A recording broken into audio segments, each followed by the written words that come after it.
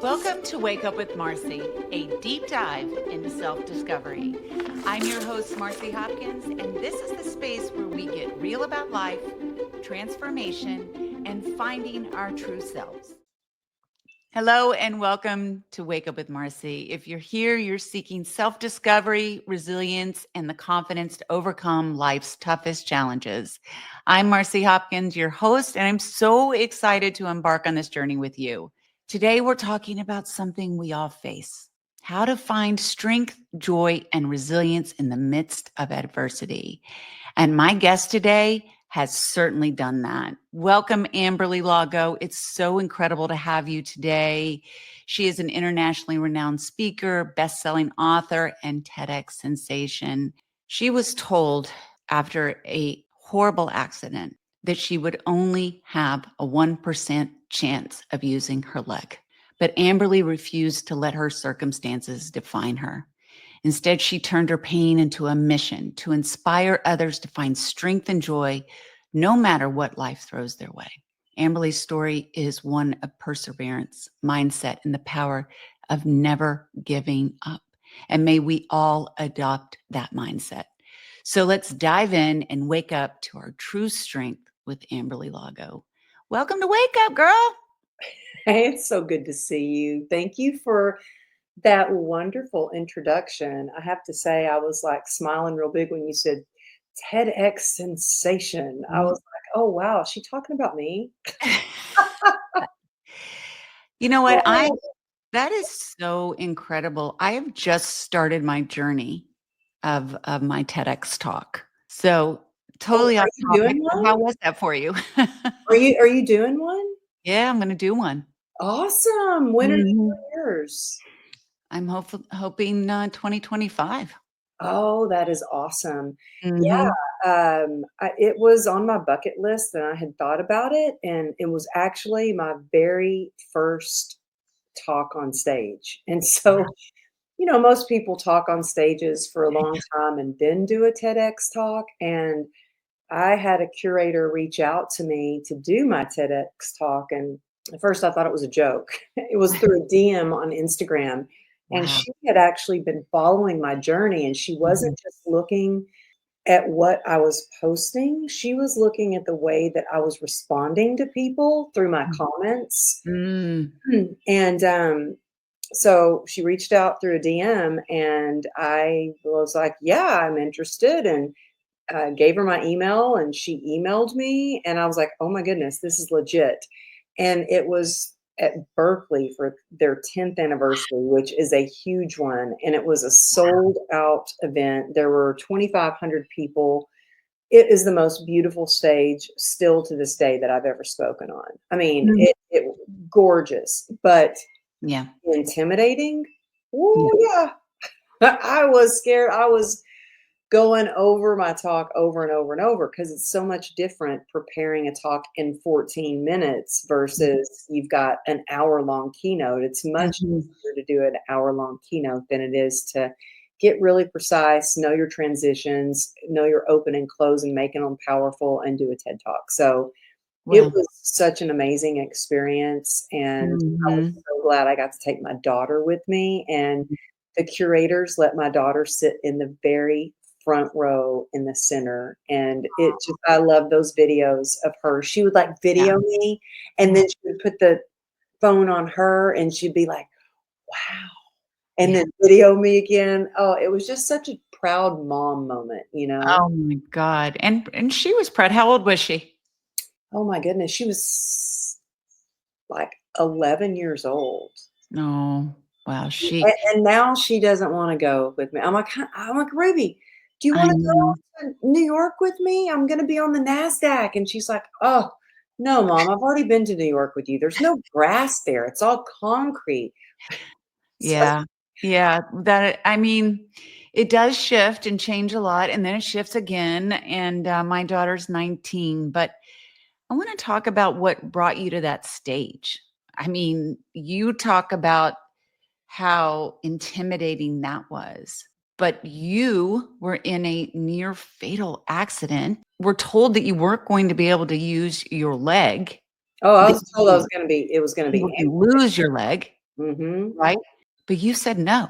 You Mhm. said no to that, and you fought and fought and fought, and that is the real fight right there. So, can Mhm. you share more with us about that? Yeah, and thank you for bringing that up because it just made me think of something. I was so nervous, so intimidated to get on that stage. I was the only Mhm. person that didn't have a PhD, and I don't even have a college education. And one thing that helped me was I had a client of mine, and I was telling her how nervous I was, and Yeah. she said, "Amberly, you went through 34 surgeries and came out walking." She Yeah. goes, "You can go stand on a stage and talk." And I was like, "Oh, that really helped it put things in perspective." But Yeah. yeah, I never would have imagined I would have been, I would write books, and I never would have imagined that I would be speaking all over the world You're because changing I was lives all the time, Amberly, from what? your experience. Yeah. Oh, well, I am just so grateful and so blown away. And right before I got on the call with you, I had a friend of mine who it was going through the airport in Nashville. And she goes, "Amberly, look, your book is front and center at the airport." And I was like, "What?" Like, that is just wild to me. But it all started when my life was completely turned upside down. I mean, Mhm. I Mhm. was in the fitness industry doing fitness videos, infomercials, sponsored by Nike, and in a blink of an eye, my whole life changed when I was coming home from work on my motorcycle Right. and I was hit by an SUV.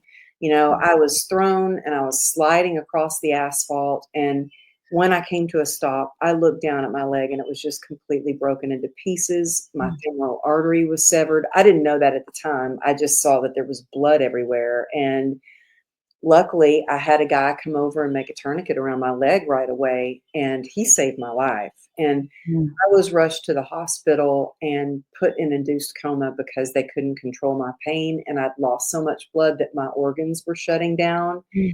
And when I woke up out of the coma over a week later, they said, "I'm so sorry. There's nothing we can do for you. We need to amputate your leg. It's like a war wound. You've got a 1% chance of saving it. So I'm just so sorry." And I said, "Wait a minute.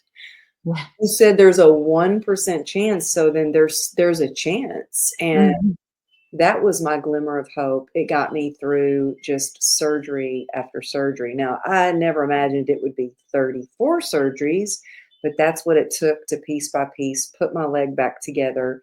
And I spent months in the hospital and, had thousands of hours of excruciating physical therapy. In fact, once I was okay enough to not have the physical therapist come to the house, I was going to physical therapy 5 days a week. And I could tell that something was going on because they would work on me, and then the owner and the physical therapist would go over in the corner and they would start whispering. And I was always like, "Well, I know I look like a mess, but what are they saying?" And they wouldn't tell me. Mhm. So I finally went to a doctor's appointment and he took a look at me and he ran out the door. And I'm like, "Okay, I know I look terrible, but like, seriously, like, what are people trying to hide from me? What is going on?" Yeah, what's happening? And he walked back in and he examined me and he said, "You've got something very serious. You've got an incurable disease. It's called complex regional pain syndrome, and your life is never going to be the same." He goes, "You need to get back in your wheelchair." And I was like, "Okay, for how long?" And he said, "No, for forever." And what exactly is that? It is a nerve disease, and it's caused by trauma, and it leaves you in constant chronic pain. In fact, right now, sitting here, I mean, I still have pain. I've tried every Yeah. kind of treatment, and in fact, sitting here, I've got my right shoe off, and my right foot is just throbbing. Um, and so I've tried everything for pain. I mean, Eastern, Western medicine. At one point, I Mhm. was on 73 homeopathic pills and 11 prescription medications. I have flown out of the country for radical treatments. I was $2.9 million worth of medical debt, and nothing was working for the Yeah. pain. Yeah. And that's when the true healing began, because it took Mm. me down a dark path, and coming out of that and finding ways to spark joy despite pain. And what I've learned is that, it's not, when I get rid of this pain, I'm going to find joy. Or when I achieve that accomplishment, I'm going to find Yeah. joy. Or when I move to that place or get there or get the job or get the right relationship, then I'll have joy. I've learned that joy is something that we choose. It is really grounded in gratitude and being so like in our purpose and in our passion. And that's what allows us to spark joy. Yeah. And I learned that joy and pain can coexist Well, because you shared with me, I want to just get back a little bit when you were in the hospital. A few things came to mind. The first thing, right now, there are so many people that are told by doctors, you'll never walk again, you'll only live about this amount of time, you've got this disease, you've got that disease, which maybe they do, maybe they don't, maybe they will walk, maybe they won't. What do you say to someone? Because there's so many that just trust that a doctor knows it all. Mhm. And how can you, I mean, you must have felt something inside yourself like, no, this isn't happening to me. How Well, can yeah, you encourage when that? It when helps someone. Mhm. when I was diagnosed, well, first of all, in the hospital, when they told me they were going to amputate my leg, the only thing I focused on was that 1% Right. and that there was a chance. I didn't So focus then on, focus on a chance. There's a chance. Yeah. Mhm. There's hope. I was not focused on the 99% chance that they wouldn't be able to save it. I was only focused on the 1% chance, and I was doing everything that I could to be the best and do the best that I could mentally, spiritually, physically. So I was praying. I was, practicing gratitude. I was eating everything so clean, because if my sugar levels got over 125, I was going to have to take insulin, and it Mhm. would increase my risk of infection. And and I knew I was fighting the clock. So I had a certain amount of time before the bone would die and they would have to amputate. Mm. So the clock was ticking, and I was just trying to be the best patient that I could. And I was focused on one day at a time. And the And other thing you shared with me, Amberly, and I want to make sure that you share this, is that gratitude practice that you had every day, right? About your nurse or about whatever it was. Can you share a little bit about that? Because it's hard to find that when you are going through a really difficult time. It it is, and I'm not gonna sit here and pretend like it was easy, it was hard, but I know what it did for me, and it changed my whole mindset. Mhm. And it's something that I practice every day, still to this day. Mhm. And I say practice because I know some days are hard, and there are real challenges, and there are authentic catastrophes out, that people are going through. Yeah. But I am just saying that from the moment I wake up, I have to shift my mindset with gratitude, because sometimes I'm in so much pain that the pain actually wakes me up. Mm. Sometimes usually it's with the first step that I take, that Yeah. there's so much pain that I have to ease into walking. And I could easily listen to that voice in my head that says, see, you're not strong enough. You're not good enough. Who do you think you are? Just get back in bed. Just give up. Like, those thoughts come in, and I Yeah. immediately shift those thoughts. I like flip the script right away. And I've Mhm. trained myself to flip the script on it. And I say, I am so grateful that I can get up out of this bed. I'm so grateful that I'm not in the hospital anymore. I'm so grateful that I have my leg. I'm so Mhm. grateful that I get to go to the bathroom on my own and I don't Yeah. have to use a bedpan. It's like the little things. And then I have a practice with a group of ladies. We call ourselves the God Squad. And we use an app. I'm not affiliated with this app at all, but it's called My Spiritual Toolkit. And Mm. Love it because it allows me to write 10 things I'm grateful for, then I can go click one button and it shares it with my girlfriends, and I Oh, think it's tell me really what that is. I'm sorry, what is that? oh, no, it's okay. It's called My Spiritual Toolkit, I love that. and I don't know, I think it's like $1.99 a year or something like that, but I love it because there's prayers in there. Uh-huh. There's a daily reading from a daily reflections. I mean, it's a recovery app, but you don't have to be in recovery or sober to use the app. It's just really nice to be able to practice that gratitude because it's one thing to be grateful and to feel it, but when you write it down, it's very cathartic. And then when you share it with others and you have that accountability, it really does shift your day, and when you can see what somebody else is grateful for, wow. The other day, I have one of my friends, she survived cancer and it came back, Oh, and man. she was grateful that her chemo treatment was an easier treatment, and I was like, "Wow, I'm just in a little pain." Like, Really finding what she's grateful for. Yeah. But it just shows you can, mhm, really, because people go through difficult times every single day. It is part of life. It mm, is what we do through those times that make the difference, and how we respond, how long it takes us to get through it. mhm, And, you know, I too, I'm just about to celebrate 10 years of sobriety, healing from all of my pain, and my trauma, which are much different than what you had to go through, but we all have our own story. mhm, And it is the practice of gratitude. It's my spiritual connection. It's before I even get out of bed that I connect to God and do a practice of gratitude. yeah. And it is something that you have to do every single day because it is a way of thinking. It is truly a way of thinking. And just like building a muscle or doing anything else, you've got to work at it. And it's a continued practice. So, Yeah, you, you yeah. can really change. You can train your mind to focus on the good with Yeah. gratitude, and I have actually trained myself to do joy spotting, meaning Mm. hunting for the joy, like looking for the little moments of joy in the day, and whether that is like, we have a crazy storm going on right now, like tornado warning. We've got 60-mile-an-hour winds, hail, thunderstorms, yet I can hear the wind chime outside. I can hear it too. It's nice. Oh, you can hear it? Oh my goodness.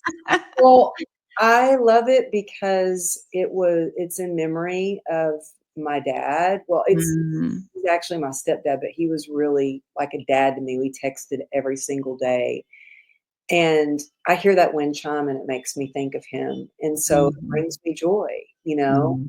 Yeah. It could be anything from a sunrise to hearing birds sing or a song or just the smell of fresh baked cookies, whatever it is. But I think it's important to really hunt for the good, uh, search for the joy, and Mm. it just lights you up with joy even more. I do that, especially if I'm taking a walk. Uh, I always like to encourage people not to always have something on. Don't always have music on. Don't always have a podcast on. Don't always be on the phone. Like look around because every time I try to just take in like a bird sitting on the tree or listening to the birds or just being really conscious and mindful of what is around you because there's so much beauty in nature and being connected to that. And that's when you get like your deepest connections and some great intuitive hits.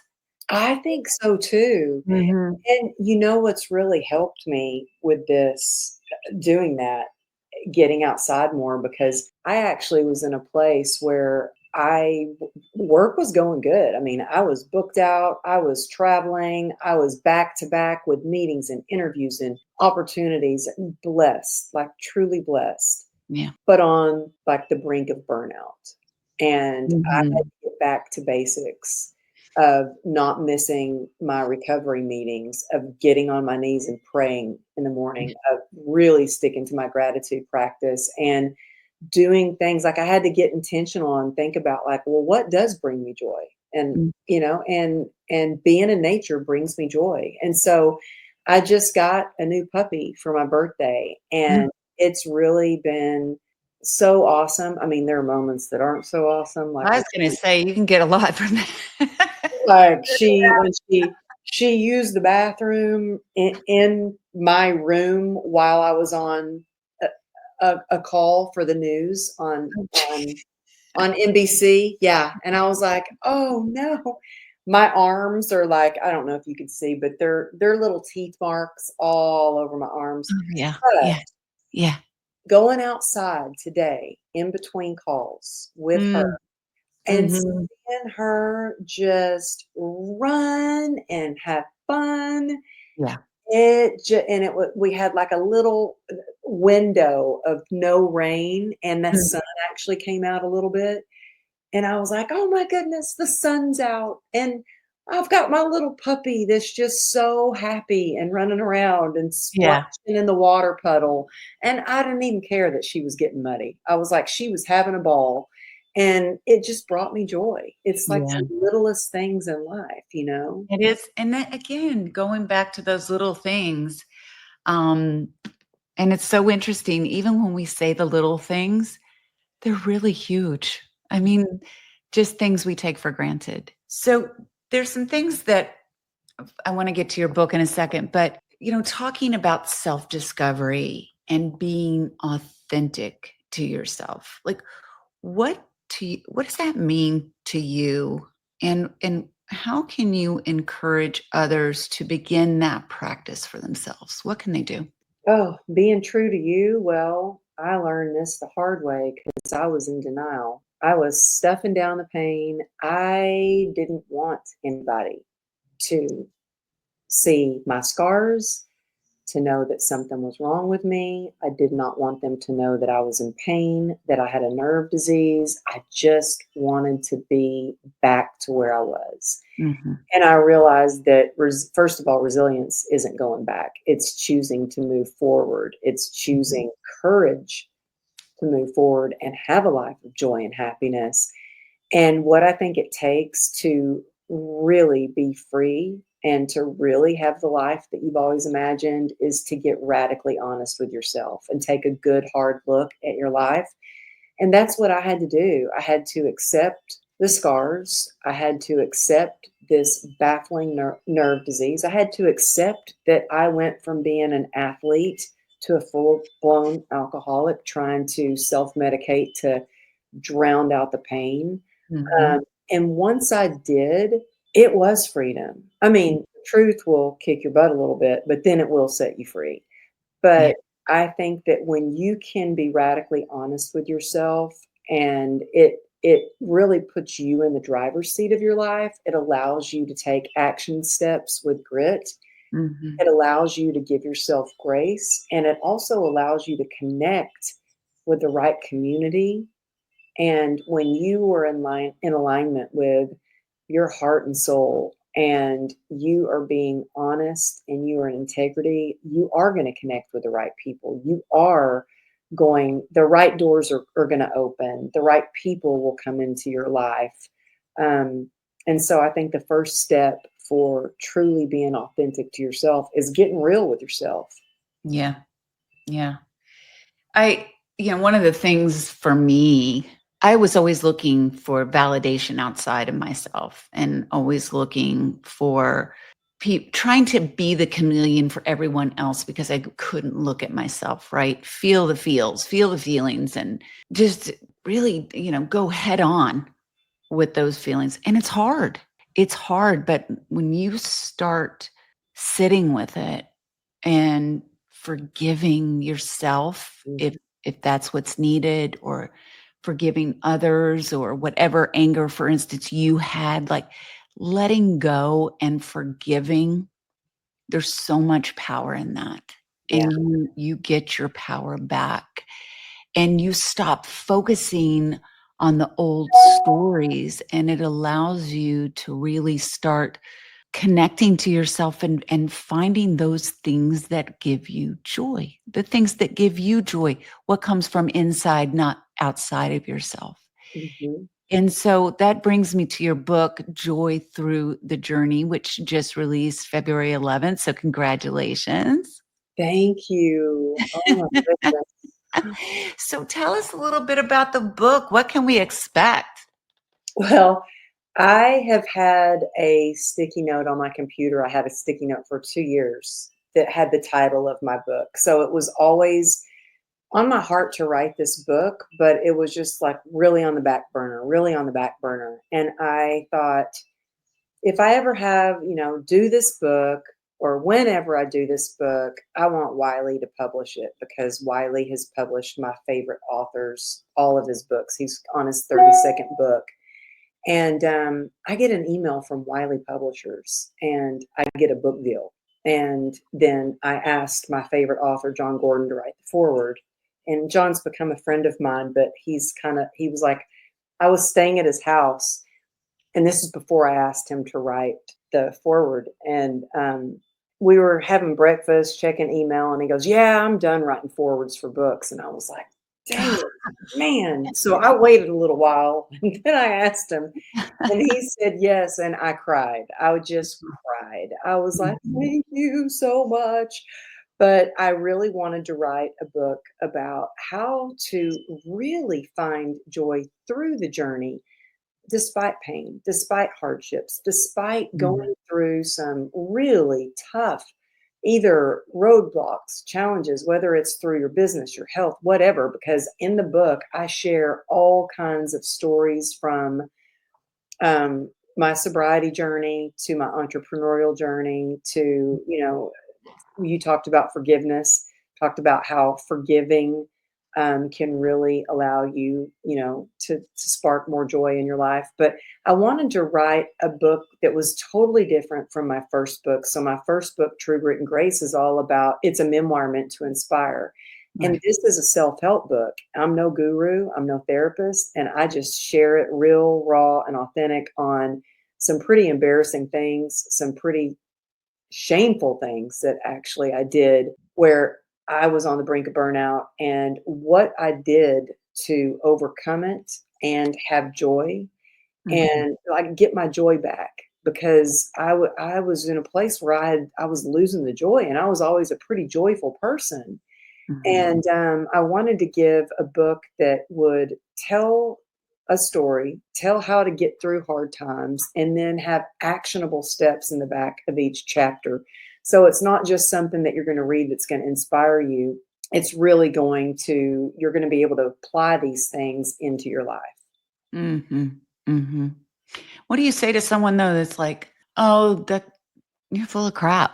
My life is so hard and I don't know how to do this. I mean, why how am I gonna make a Sure, change in I'm sure there are a lot of people out there going, right? "Yeah, you are full of crap. You have no idea what I'm going through." Exactly, And yeah, exactly. And I wanna say, "Yeah, I do," but no, but I remember so, I remember the day that I was told that I could weight bear on my leg because I was Mhm, completely bedbound for 3.5 months. My leg was held together by metal bars, and I could literally only stand up for a second at a time on one leg because mm, the blood would rush down to the other leg, and because the veins and arteries had been so compromised, the blood would get stuck down there and the nerves were all compromised too. And the pain was so excruciating that I would get back into bed, hold my leg up. And so I was real excited when I could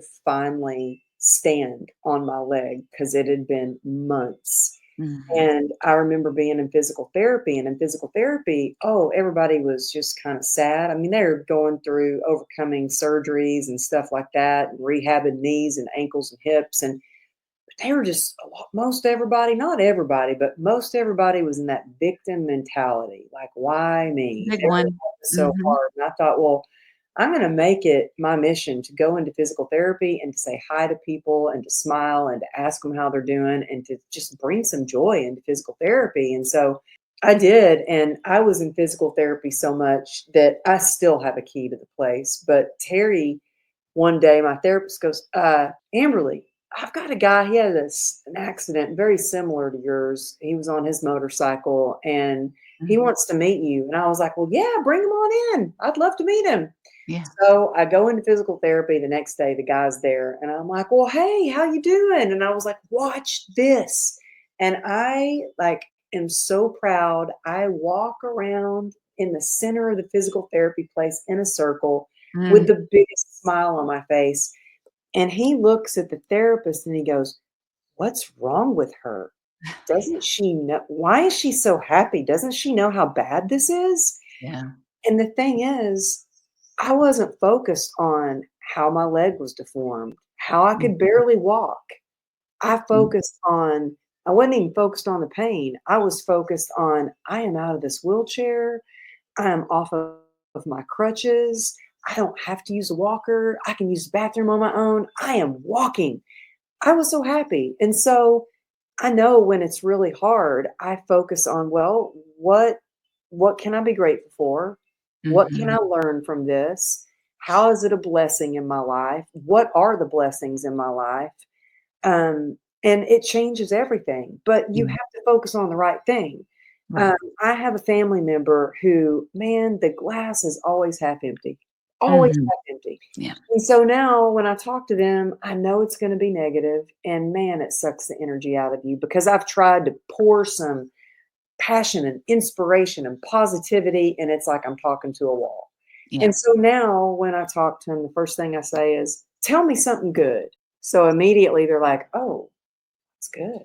Like, it gets them focused on the good. Yeah. And so I think it's all what we put our focus on. It's not ignoring the challenges, it's not No. ignoring the pain, it's acknowledging it, but then asking yourself, well, what brings me joy? And I'll tell you one more thing. I had my dog of 14 years that was my therapy dog. This Mhm. dog went everywhere with me, was by my side through all my surgeries. And she died, was in perfect health her whole entire life. And Mm. although she was older, she died unexpectedly. It was Mm. really traumatic. I'm the one that found her. I was devastated. Yeah. I had no idea this 2.5 pound ball of fur could like give so much unconditional love, and just the grief that I would experience when she passed away. Mhm. And I couldn't stop crying. I really could not stop crying. And You were I just, grieving. Yeah. Yeah. oh, Yeah. it was horrible. And I just thought, I just need to do something that is just going to bring me a little joy right now because I just need to stop crying. And so I was like, well, putting out the Christmas decorations brings me joy. So we put up the Christmas decorations and it brought joy. But then I was sad again. And we put our Christmas tree up earlier than I think we have ever put it up before. But I was like, okay, this is making me feel a little better. Then I was like, I still don't feel great. And so change your environment. Get Mhm. outside, move Mhm. your body. So I Yeah. had to get outside. I went outside for a walk, Yeah.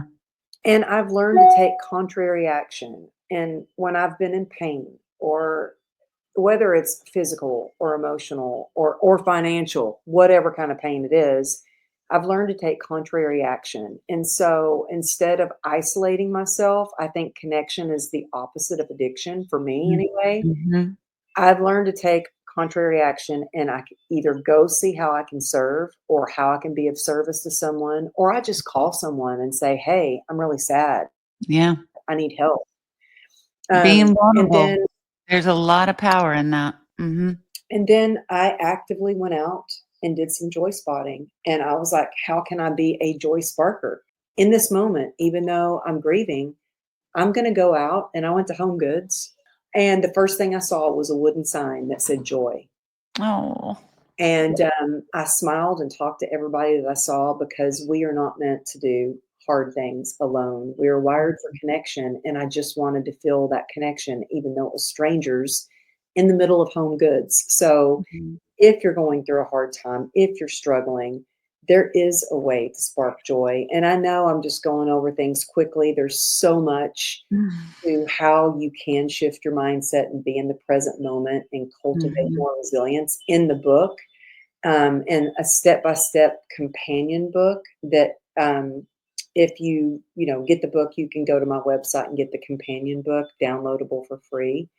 Actually, I'm so old school, like, I downloaded it because I have a book club. Yeah, Well, I started a book club, and look, I downloaded this, companion playbook, I and love that. after I'd written my book, my husband, first of all, he was like, I told him that I got a book deal, and he was like, "Oh, God, what? You're writing another book?" Well, he's like, It's a "When lot are of you work. gonna have time to do that?" And then I started writing the companion book, and he was like, "What are you doing now? I thought you were done with that." And I said, "Well, no, I'm giving a companion book now too." Now tell me what's in the companion book again? Well, the companion book is, I wanted to do something for the people who pre-ordered my book, but you can Mhm. still get this even though the book's already out. But it's really, so you can write. It's almost like having your own little companion book to write in as you go through each chapter. Oh, I gotcha. Like a little journal, but prompts and such? Uh-huh. Mhm. Prompts and, support, and really, it's a weekly self kind of check-in for I yourself like that. to I make sure love you're that. reading a chapter, and then how are you applying it to your life? Yeah. Yeah. Yeah, because guys, we don't have to do this alone. Like, there's so many of us that have gone through difficult times, and we're trying to put it out there just as Amberly is and make it as tangible as possible and simplify it because it is hard and learning to do this on your own and having just the ability to stay with it every day. I mean, you need support with that. You need support with that. And I think it's incredible that you have that. And tell us your website where they can find it. Well, you can find everything at amberlylago.com. Mhm, You can find the book. You can find the free downloads that we have there, my mastermind, and, mhm. our annual event is coming up April Woo! 25th and 26th. It's called the Unstoppable Success Summit. And it's really for those, entrepreneurs, especially, who are ready to level up their business and their life. And so I really bring together phenomenal speakers who have huge hearts that really Mm, want to, they care, and it yeah, shows that they care. And yeah. so it's a really intimate event on purpose, so that, you can make connections and collaborations, and Where it's is that event? it's in Dallas, Mm, which I've learned actually the hard way. So this is like my fifth event, yeah. um, and I've had it in different destinations, and it was a little harder for people to get to, like, Raleigh, North Carolina than it is for people to get to Dallas. And Yeah, yeah. got people coming from all over. I've got Oh, even got somebody coming from Costa Rica. I hope I can come. That'd be amazing. Oh, Yeah, I would love for you to come. yeah. I would love for you to come. Yeah, it's a really special event, Mhm. because you can tell people really care. Yeah. And I've had people say, "I've never been to an event where so many people were so supportive." Mm, Whether they're walking down the hall or they're meeting in the bathroom, they're like, "How can we collaborate? How can we yeah. work together? What can Mm. we do?" And so, yeah, so I'm super excited about it. I'm so happy for you, and you're doing amazing things, and it just shows you that, boy, life can give you the most difficult challenges, but even though you're still fighting some things every day, you are coming from the right place and the right frame of mind, and you are helping others all the time. And that's the biggest gift, is to give and be of service and just to see how you can help someone else to transition. And that's why I'm so grateful that I had you on the show and helping us just to discover our best selves and our best lives. So thank you, Amberly. Oh, thank you so much. Thank you. Oh, always a blessing. And All right, guys. Thank you for being a part of Wake Up with Marci. And it just is time to start whenever you are ready. And may you have taken something from today that will help you to just take that first step. So, all right, guys, I will see you very soon. See you next Thursday. Bye.